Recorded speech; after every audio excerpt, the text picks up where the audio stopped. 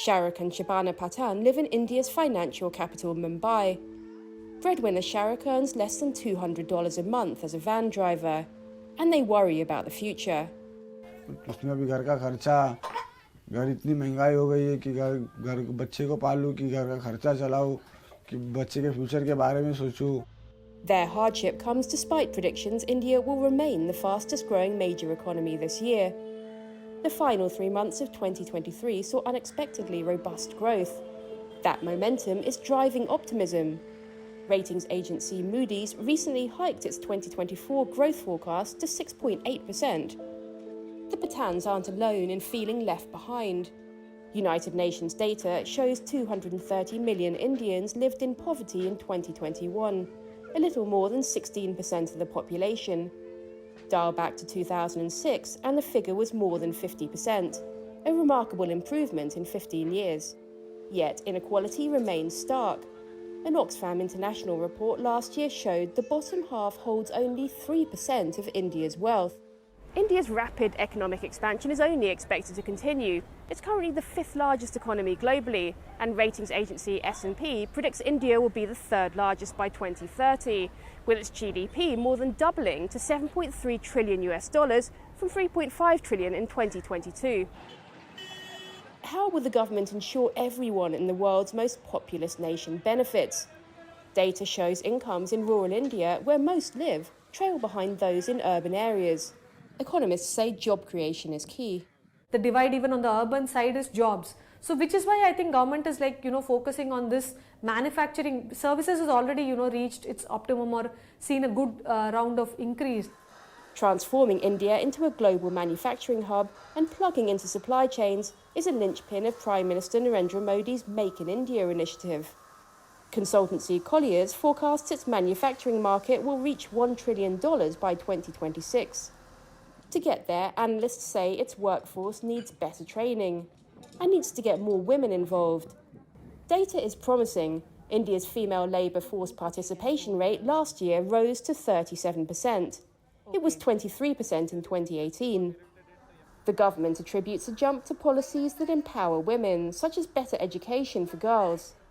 In any growth, you're not going to be seeing it cannot be like a communist kind of a growth where you're seeing like utopian situation. But yes, I think that the gaps will narrow and you will see a far more kind of equitable growth going forward, because that's where government is targeting.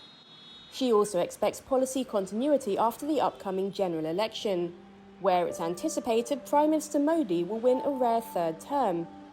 His vision is for India to be a developed country by 2047, when it marks 100 years of independence. The government says this transformation must be sustainable and inclusive. It's a future that families such as the Pathans hope to see more clearly as India's growth story unfolds. Charged is a new player in the electric vehicle industry in Indonesia. The Singapore-based company started manufacturing its electric motorcycles in January last year from this factory in Tangerang, just outside Jakarta. Charged is optimistic about the future of EVs in Indonesia. It has a grand vision to produce 10 million electric bikes in the next 10 years. This is Santa, the latest in Charged Indonesia's line of electric motorcycles. This is a motocross bike designed for the more adventurous rider.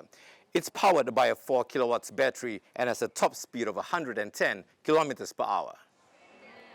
The recent Indonesia International Motor Show was dominated by EVs, a clear sign of shifting times.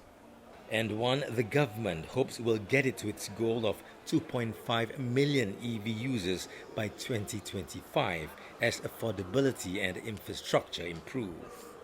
More crucially, Indonesia wants to be a global EV player with its abundant reserve of nickel, a main raw material in EV batteries. The government has defended its downstream policy, which prohibits the export of critical materials to develop the country's processing and refining industry. The export ban for nickel, for example, makes a lot of sense. Nickel ore is less than 2% nickel. The rest is Moisture is 35%. So if you export nickel ore, you're basically exporting dirt and water. Doesn't make sense. What you should do is to process it domestically, create higher value add. By harnessing its growing mining sector, some analysts project Indonesia will lead lithium-ion battery manufacturing in Southeast Asia by 2030, also bringing with it foreign investment and job creation. After 10 years of steady growth under Joko Widodo's administration, Indonesia is set to herald a new president. Prabowo Subianto has pledged to continue Mr. Widodo's policies to realize the Golden Indonesia 2045 vision. Based on the calculation to be a high-income country by 2045, the Indonesia economic growth should achieve 6 to 7%.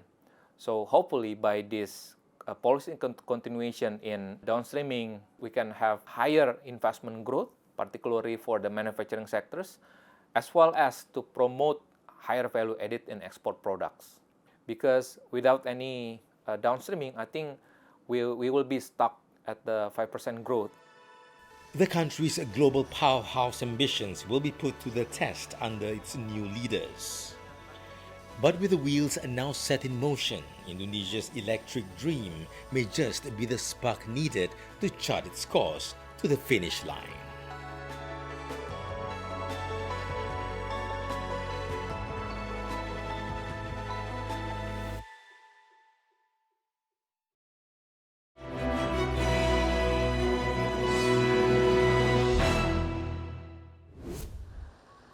Japan is one of the world's fastest aging countries. Seniors 65 and older make up close to 30% of its population.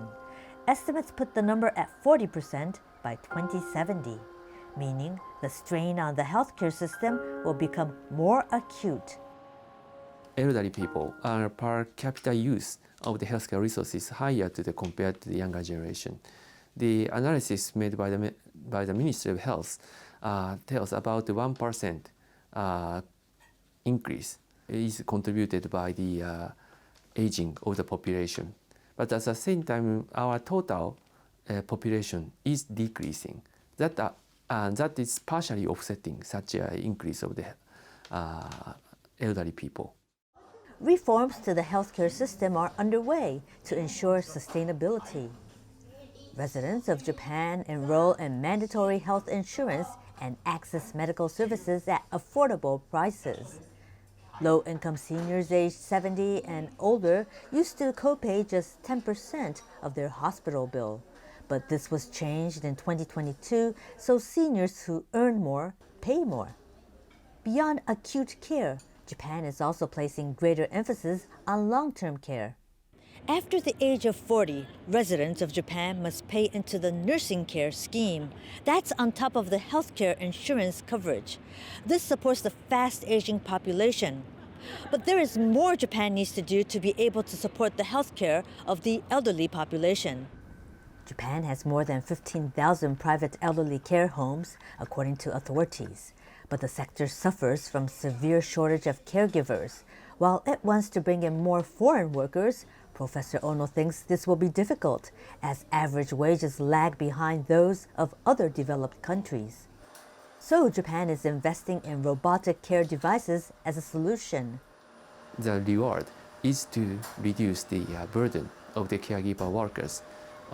Such kind of innovation is taking place, although not so rapidly. I think the low-tech technology is the one thing that we need to explore more. About 8 in 10 care facilities do not use robots, according to a nationwide survey of nursing care service providers. Analysts say the cost and lack of skill among staff to use and maintain the technology are hurdles to adoption that will need to be overcome. With average life expectancy at 84.5 years, younger Japanese have concerns about how the healthcare system can support their needs as they age. The government will have to find a way to ensure this group is cared for in its golden years, even as birth rates fall to record lows. 53-year-old Sanjay lives in an urban slum on the outskirts of New Delhi. A few years ago, he delayed seeking treatment despite being severely ill. अस्पतालों में जाने में बड़ी दिक्कत होती है मेरे को एक बंदे की किसी की हेल्प लेनी पड़ती है Getting access to healthcare in India can be time-consuming and expensive.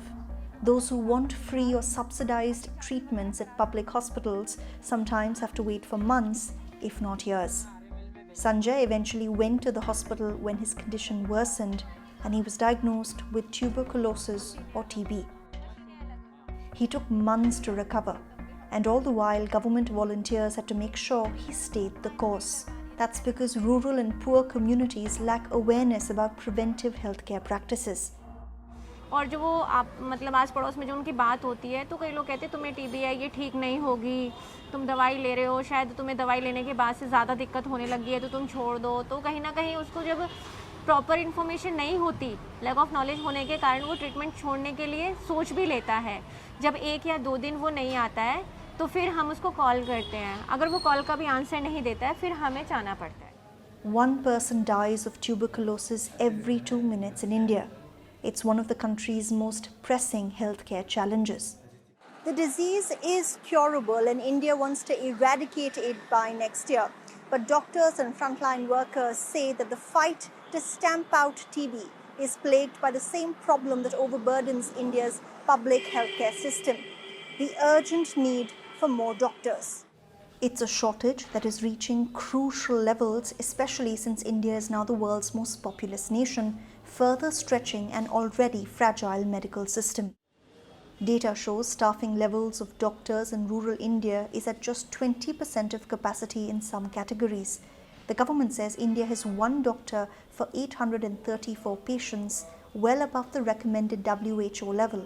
But the figure includes those who practice traditional medicine not recognized by UN agencies. To improve patient care, the healthcare sector is turning to technology. Doctors say telemedicine has been a game changer in a country as vast as India. This hospital, for example, brings together physicians, field leaders, patient counselors, and community health workers in the virtual space.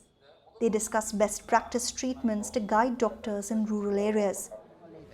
The government has built more than a dozen specialized institutes in the last 10 years, and there are plans for every Indian district to have at least 1 major government hospital. But looking to the decades ahead, experts say a sustainable way to expand healthcare access is to bridge the gap between private and state care. Government now, public-private partnership, government has realized the importance of that. They are coming up with these schemes, where the government land is given, it is developed by the government and it is given to private, for catering to the poor patients without taking any money. If the government is able to capitalize this pan-India, we will be able to get quality treatment to the patients. Currently, the government's public healthcare expenditure is one of the lowest in the world. Experts say India must raise its healthcare budget if it wants to realize its mission of making healthcare accessible and affordable for all.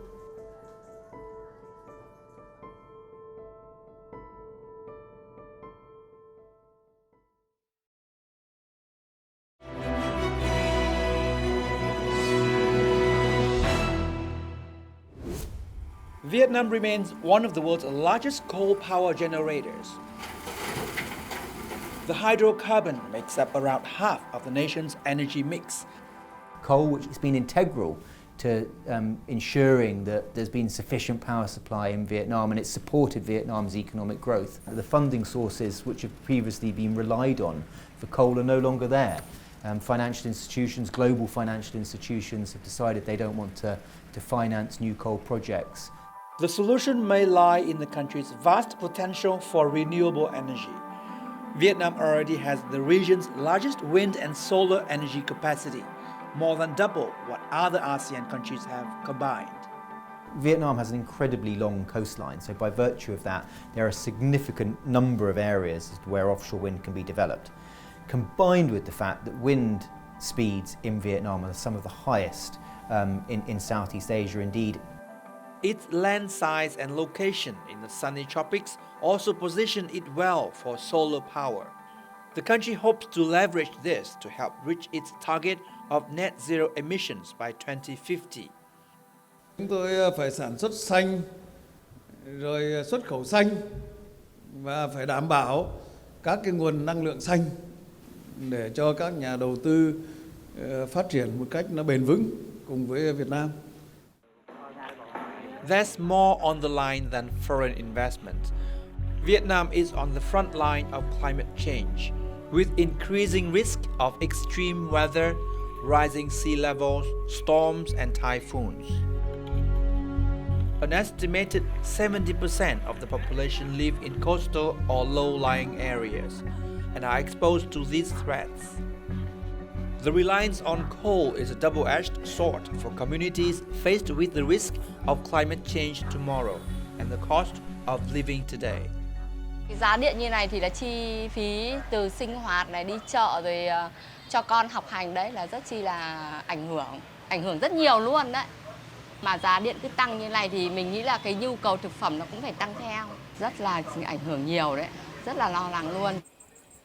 The need to ramp up power sources is clear, but renewable energy projects have been beset with problems.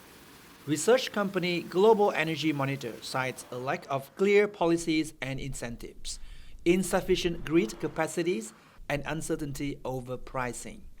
Government regulations are a key missing piece, and Vietnam's anti-corruption campaign has also held back new projects. A lot of people, I say, are more nervous about moving forward and making a mistake. Then it's better just maybe I sit back and wait and and let things work out. But the energy needs now are becoming much more, as you saw a few months ago, where we did run out of electricity. Vietnam's Prime Minister last year approved an ambitious plan to boost wind and solar power while reducing reliance on coal. The aim is to ensure energy security as the country transitions to carbon neutrality. The estimated price tag, nearly $135 billion in funding for new power plants and grids. The Just Energy Transition Partnership, co-led by the EU and the UK, has pledged $15.5 billion as a start to help wean the nation off its coal dependence in a way that leaves no one behind. But the question is how far this can really go to get Vietnam on track to net zero.